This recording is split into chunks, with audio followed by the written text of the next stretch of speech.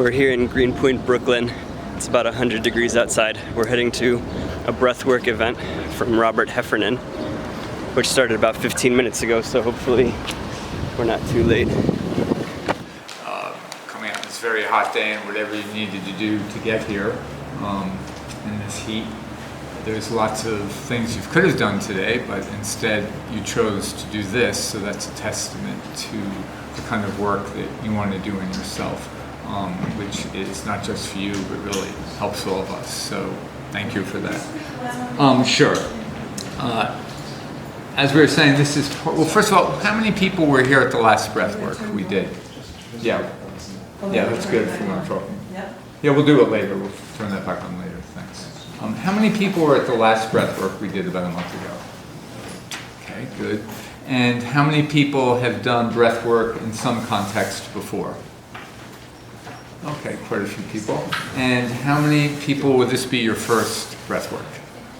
All right, good. So we have quite a mix there. As the introduction said, this is part of the Brooklyn Psychedelic Society program of it, and part of the reason for this breathwork is to help people integrate, people that are working with sacred medicines, to help them integrate the experiences they have and to build community around that.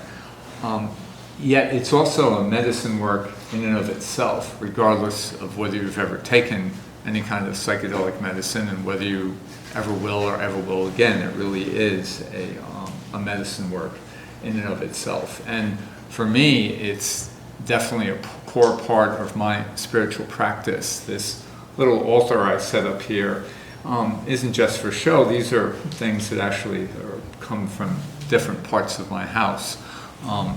I integrate my Buddhist practice. I'm part of a pan-Buddhist practice, but my core practice is focused in a Theravadan tradition, in the Thai forest tradition of Ajahn Lee. However, I'm also still informed and connected to the Zen and Mahayana and Vajrayana traditions. Yet I also work very much with ayahuasca and Santadharmi and occasionally some other sacred medicines. And for me, it's all one fluid, integrative practice. It's even funny, the word for me, integration. It's not so much like try to integrate these things, it's just an organic, natural process, as I think it is for a lot of people, or a lot of people are beginning to understand how they can have it be that way for themselves. So that just underscores that what we're doing today really is a sacred medicine work. It's sacred medicine, it's spiritual, it's psychological, it's emotional, it's really endeavors and catalyzes all the aspects of our humanity. That's the possibility of what we're doing here. As I think you all know, breath is central to our lives. When we're born, we take our first breath, and we die, we take our last breath. And it's also central to many spiritual traditions, especially those that are involved with some type of aiming towards some type of mystical, embodied mystical experience, whether that be in obviously the Buddhist tradition, Anapanasati, or we're in a yoga studio. The yogic tradition has many, breath work is key to that, and pranayama. It's true in the Christian tradition with, for instance, the Desert Fathers, the Jesus prayer. For those of you who work with sacred medicines, breathing, as you know, is an important aspect of that. And it has been also in the tradition of the therapeutic use of psychedelics that began in our culture in the 50s and has reemerged recently. You may know that contemporary breath work, for the most part, comes out of the work of Stanislav Grof, who was an LSD researcher, and he created the basic modality we're doing as a way to access these deep states without using substances, both because he wanted a tool for people to integrate the work they were doing, and also when it became illegal, he wanted a means for people to continue to be able to experience these states. And it also became a way to help train people while they were doing that work in an underground way for a while.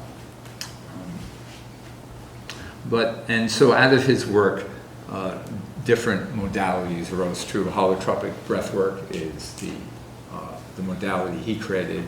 There's other types of breathwork that are very similar. The modality I was trained in is called shamanic breathwork, out of a group called Venus Rising in North Carolina. They're actually around the world too. But the basic arc of it and the form of all of them are pretty similar, where it's simple but profound. We lay down, we put on eye shades, and we listen to very powerful music, in this case, for about an hour. So, yeah. What I'm going to do is I don't want to talk too much. I think the last time I gave an introduction, I spoke for a while, and I'm just going to cut that down. I'll tell you right now just the flow of what's going to happen in the next 2 hours, and then we'll have instructions for breathing, and after that we'll have a break. What we're going to do is, after I give a little more introduction, I'm going to give you the breathwork instructions, and after the break, we're going to have a break. After that break, we're going to do a little loosening up just with our bodies to try to free up our energy, and we can use that freedom that we loosen up during the breath work. During the breath work, if you're called to allow your feelings to come out, please do that. You can cry, you can yell, you can scream, you can moan, you can be completely quiet, you can be completely contemplative, whatever you're moved and called to do. This is an opportunity to move into into that space wherever your journey takes you there. Some people have fairly dramatic experiences, emotionally, even visionary. Other people, it's much quieter, it's not so dramatic, but just the mere fact of taking an hour out of the day and keeping your body still and having an intention and listening to powerful music has a pretty profound effect, because most people, most of the time, don't even take 5, 10, 15 minutes, much less an hour during the day to do that. So you'll guarantee some results just by having that intention and being here.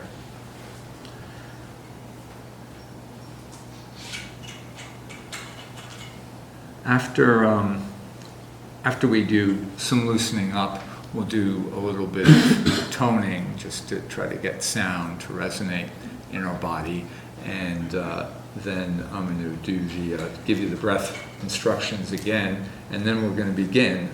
We'll begin with a simple opening invocation that I'll give, and we're going to do a little bit of sound work in the beginning. I'll just tell you briefly what I'm going to work with. I'm going to work first with the chimes. Then I'm going to work with the Kana flute. That Kana flute is a flute from the highlands of Peru. Then I'm going to sing a song. It's a part Daimi hymn, invoking both Tara and the powers and energy of the earth. Then Donna is going to play the didge for a bit, and then I'll join her on the flute. And then I'll work a little bit with a handheld singing bowl, which will then merge into the recorded music. The recorded music will go for about an hour. The beginning of it, the first half of it especially, is pretty intense, pretty loud, and it's meant to be a bit overwhelming to really allow you to really go in deep. It then begins to slowly change, get a little moodier, a little more spacious, then becomes calmer, and eventually it'll go into a drone. I'll play the flute again, and then it'll be over, and then we'll have time to share. describing that really doesn't bring forth whatever it is your journey is going to be, but just to give you kind of a context. Like I said, I really didn't want to. I can get really verbose, so I'm trying to keep it really short this time. But especially if you haven't done this before, do you have any questions or concerns? That's a great question. In terms of laying down and stillness, is it the goal to be utterly still, or is it the goal to be comfortable? No, the goal isn't. It's definitely to be comfortable, but you also be mindful of your neighbor, but you don't have to be still even. You can move around, you can gyrate around well, it's best to lay down if you really feel like you need to like stand up and dance in your place. Again, we'll be watching too, because there isn't a lot of space here. That's okay too. The first time my now wife did breath work, one point she got up and began dancing, and I remember looking at her thinking like, wow, she wasn't my girlfriend. I really wanted her to be my girlfriend. So, and then I had the good sense to marry her. And embarrass her. Yeah.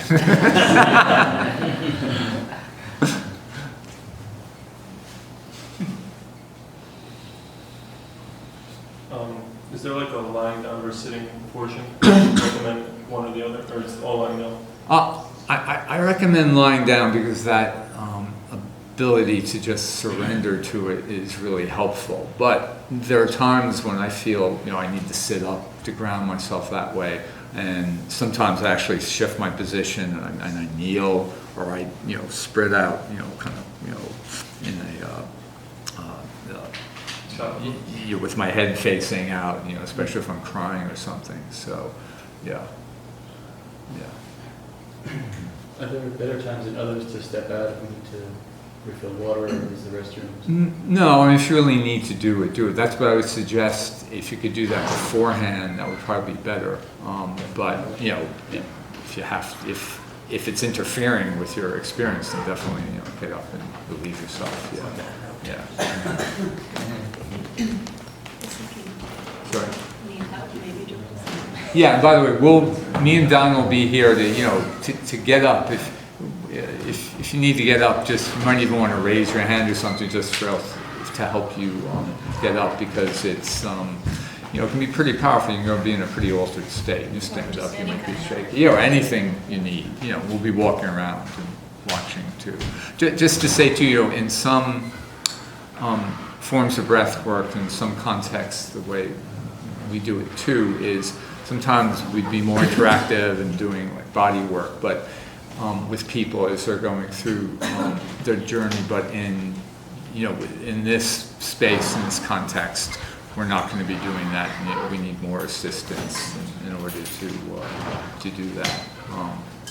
That said, there could be some situation where I might feel called that's important to do. Is there anyone, if you feel that you just simply know you don't want to be touched, you can let me know now, but also, at any time that happens, you can let me know. But just, my intention is actually not to engage in that kind of work today.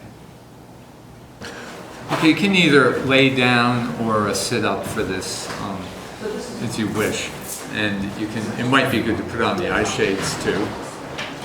So let's begin first by just breathing naturally and noticing your breath, seeing where you notice it. You might notice it more prominently at the tip of your nose, or in your chest, or in your belly. Just let's take a minute and just be with our breath.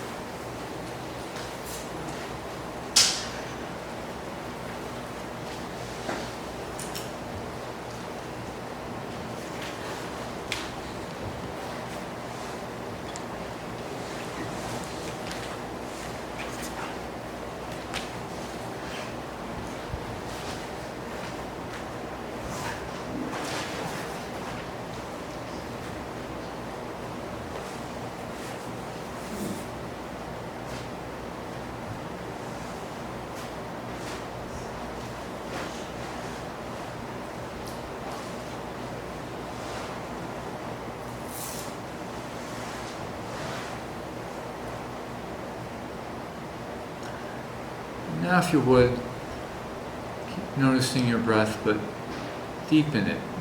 Take a measured breath in through your nose and let it go out through your mouth. But again, don't force it, just gently, just easily.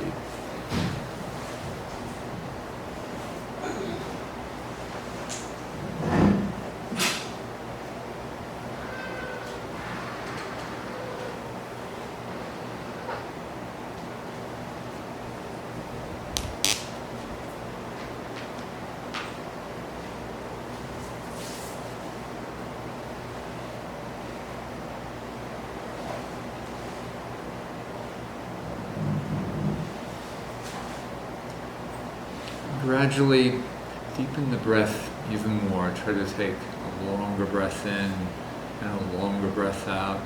And allow the breath energy to radiate throughout your body, from feeling it in your nose, going down through your throat, radiating through your bodies, into your legs, your arms, your head, your feet, all over.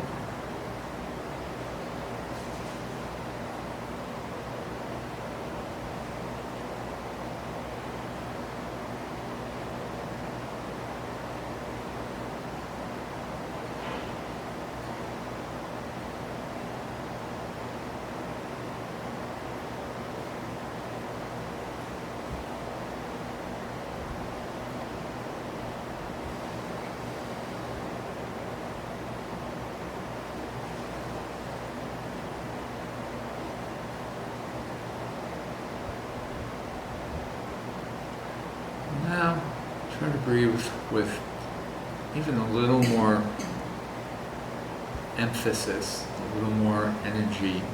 And this time, as you're breathing out, just make a bit of a breathy sound.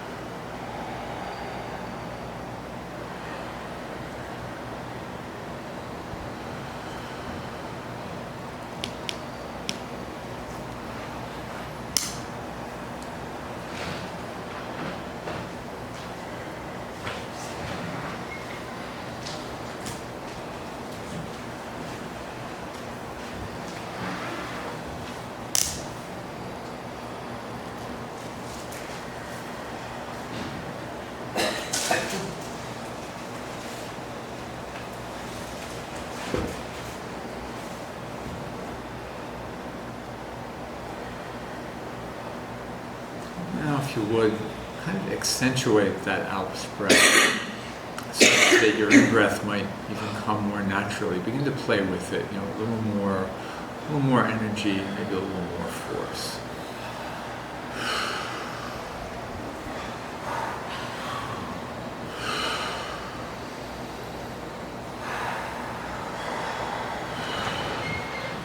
You can begin to play with the rhythm and the speed. You might try to speed it up a bit. But if you find yourself getting lightheaded, pull back, just begin to play with it.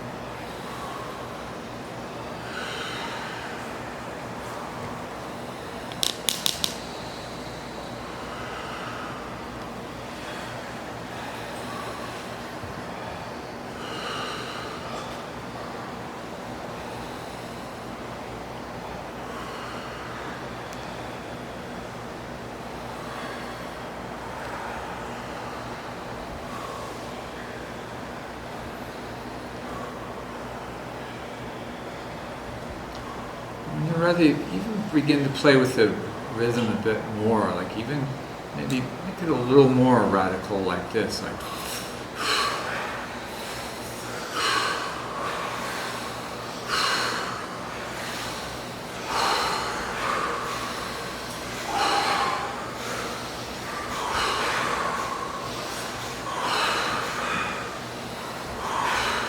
and if you feel lighthearted or concerned, go back to being more measured, but you can even push it even further, especially if you're used to pranayama.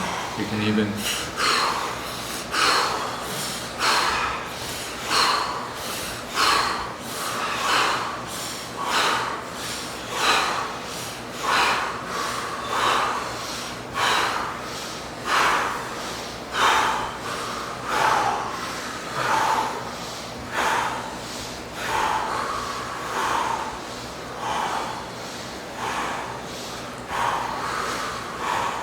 again, intuitively see what you think is right. If you might want to speed it up, you might want to slow it down.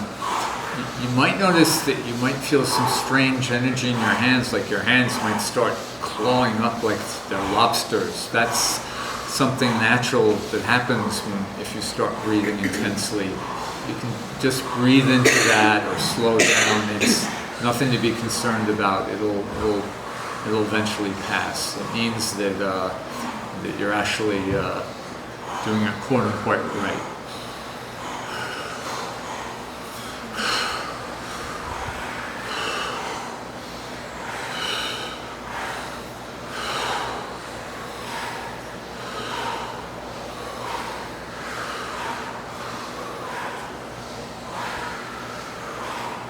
If you know something like the fire breath and pranayama, you can even play with that. You can. Don't do this unless you know this, though, because now is not the time to begin it. But if you know it, you can.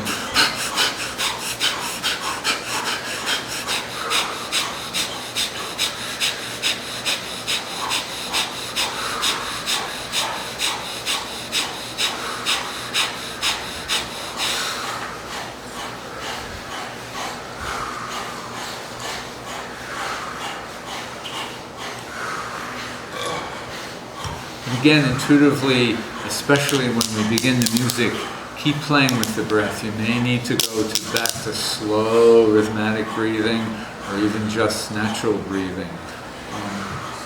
The benefit of intense breathing is it can help to bring you into an altered state. And one of my teachers says what you should do is you should try to push it until you're surprised.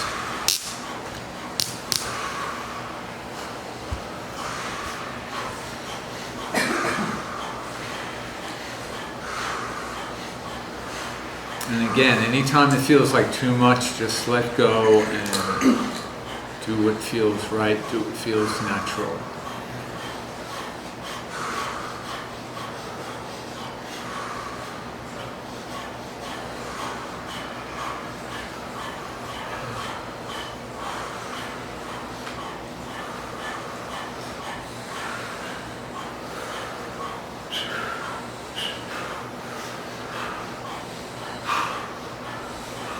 Let's go back to a slower rhythmic breathing.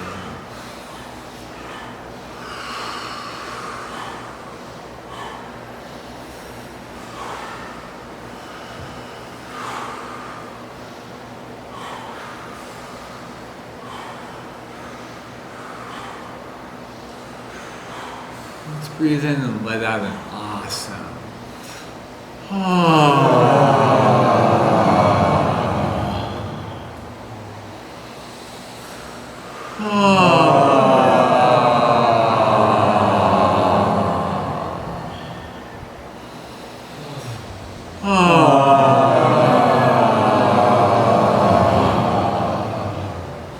And during the breath work, feel free to do that anytime. Just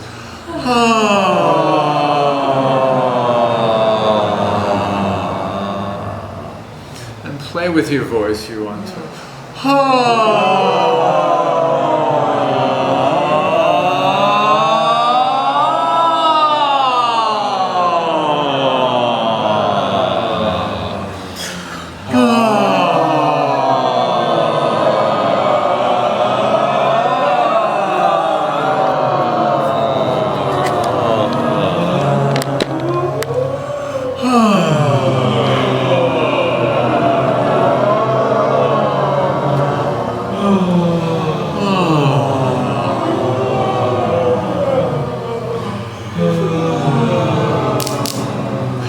If you want, you can stay laying down or you can stand up. What I just want to do is do some stretches, but you can do the same thing that I'm doing standing up, laying down.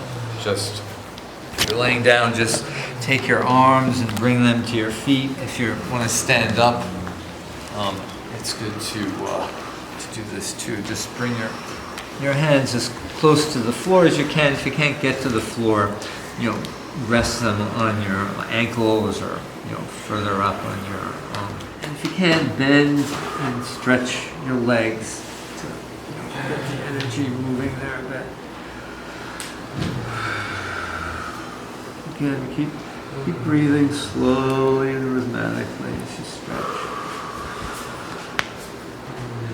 And hold the stretch and breathe into it for a while. Feeling the energy in your legs, your hamstrings, making sure your head and neck are loose.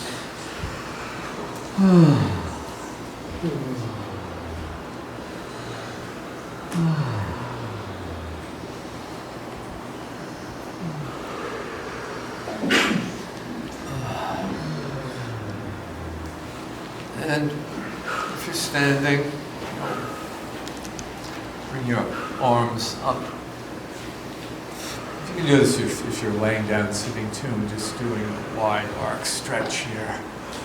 The shoulders just up, around. Just kind of making a circle with your hands. You know, some people have eye shades on. You can't quite see what I'm doing. That's okay. Just point towards the sky and do a stretch.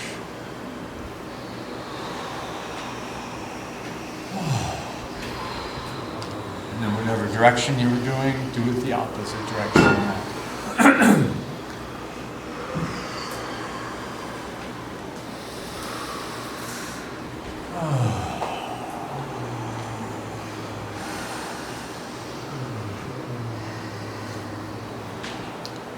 And then do some neck rolls. First to one side, 3 on one side, 3 to the other. I like stopping in the middle and then going back and then doing it on the other side. But if you're used to doing a full neck roll, that's okay too.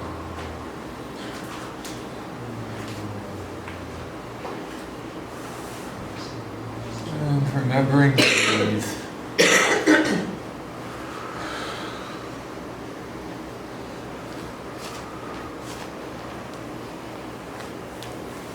You're always breathing, but it's always good to be mindful with your breathing and seeing whether you're holding or catching your breath.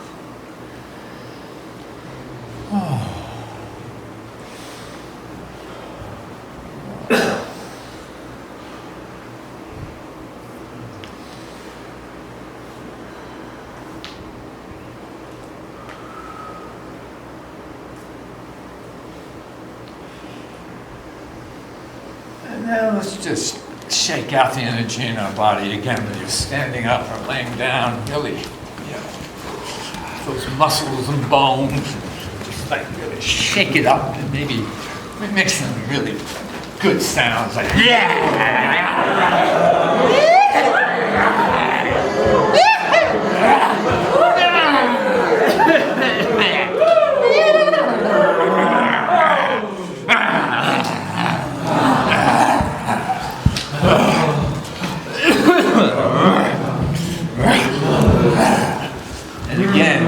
during the breath work, anytime you feel that going through your body, just shake it out, move it out, yell it out, whatever you need to do.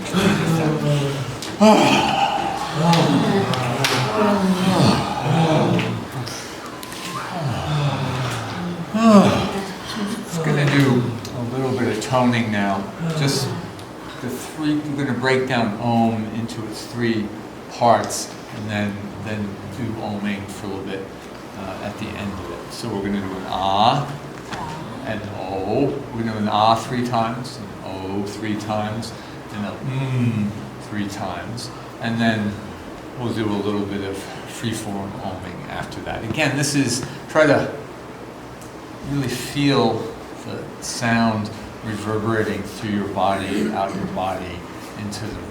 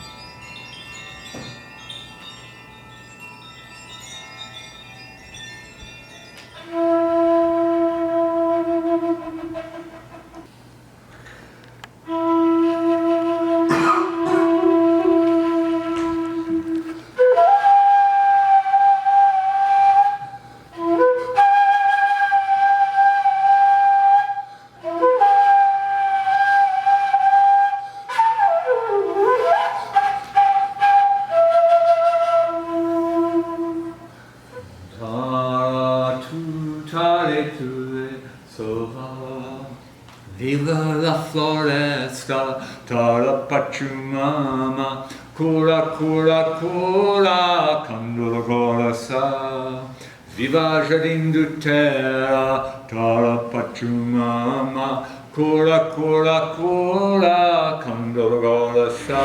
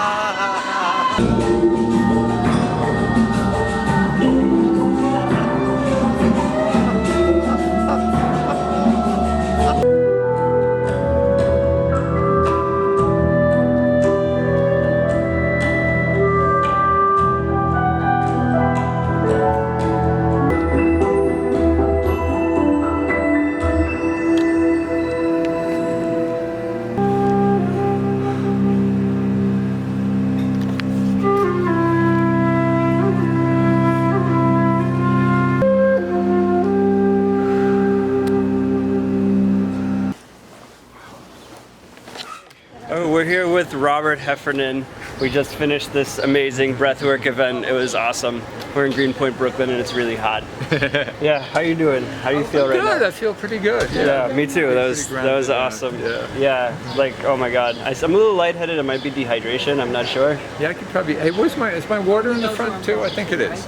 I don't need it right now. I just wanted to know later, but yeah, from dehydration. Let's face this way. It's better lighting. Yeah. So I just wanted to ask you, like, how did you get into all of this? That's a big question, but breathwork in particular, I did my first breathwork about 20 years ago. It was during a week-long workshop, and breathwork was part of it.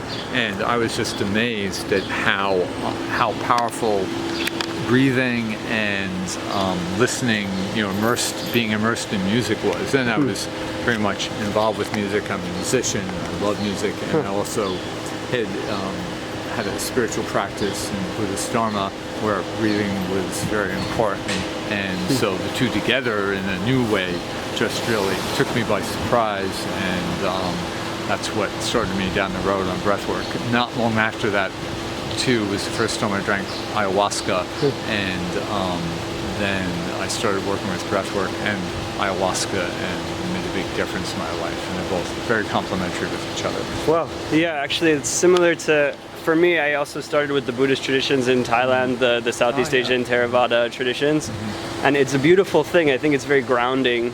But for me, these types of breathworks, I only started a couple of months ago, like the first time I ever did a breathwork like this, and it's like an ecstasy almost. Like in the inner meditations, what they call ecstasy, it's a sort of more inside, and the ecstasy is like letting it out. You know what I mean? And like sort of connecting with outside and bringing it all together. Yeah, like do you feel like one of them is like better for you than another, or just different parts of like a practice? Well, they have different roles and different purposes. First, I mean the basic Dhamma practice of Anapanasati is the basic ground of these Buddhist practice in terms of, of technique. There's a lot more to Dhamma than meditation. There's all the paramis and so on and so forth. But anapanasati is mindfulness of breathing, and developing concentration and open-heartedness is sort of at the center of whatever we're going to do in life, whether it's being in a relationship or doing breath work or having a job. That's sort of, the core of it.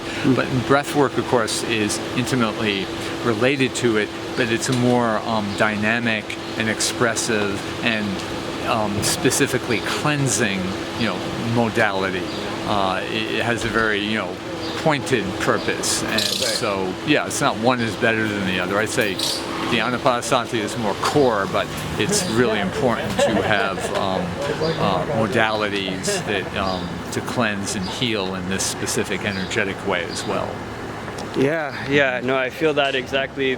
Like for me getting these like emotions out is so healing for me. It's like emotions I didn't even know I had, and this is something I definitely need as part of my personal like spiritual tool chest that I can use when I need to.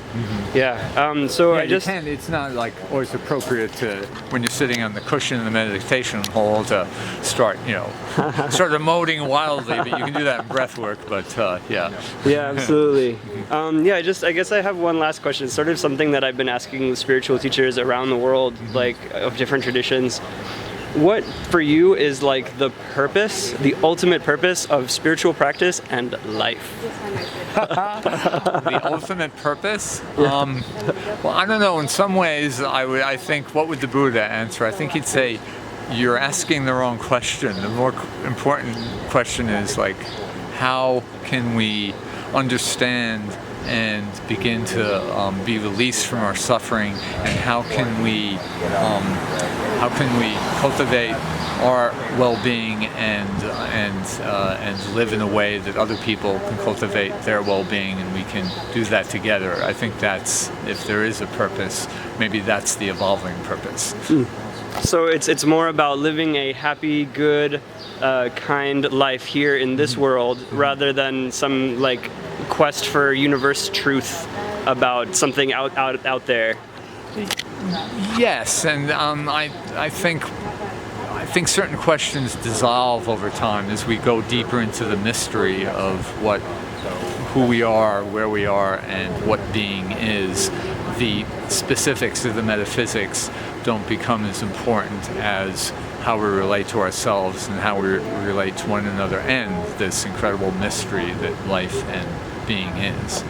All right, awesome. Well, thank you very much for your time. Brother. Yeah, it's really nice. It's been nice meeting you and nice knowing you, and I hope that we get to do some more of these events very soon. We will. Thank you.